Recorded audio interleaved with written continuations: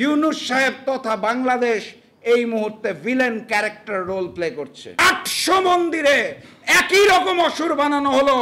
এটা যে হিন্দুস্তানি চক্রান্ত এবং হিন্দুস্তানি পরিকল্পনা, এটা বাংলার জনগণ ঠিকই বুঝে। ভারতের মাটিতে অসুরের চেহারার মধ্যে প্রফেসর মোহাম্মদ ইউনূসের চেহারা দেওয়া হয়েছে। দেবীর চেহারায় কিন্তু শেখ হাসিনা নাই।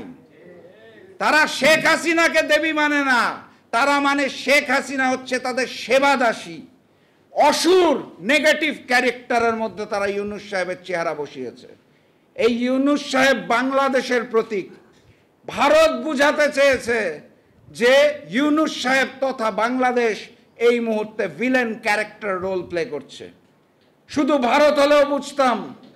একই সময় তাদের পরিকল্পনায় বাংলাদেশের প্রায় 800 মন্দিরের অসুরের চেহারার মধ্যে ইসলামিক দাড়ি দেওয়া হয়েছে, চাপ দাড়ি, যেটাকে আমরা ইসলামিক দাড়ি বলেছি।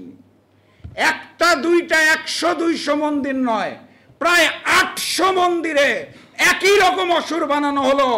এটা যে হিন্দুস্তানি চক্রান্ত এবং হিন্দুস্তানি পরিকল্পনা, এটা বাংলার জনগণ ঠিকই বুঝে।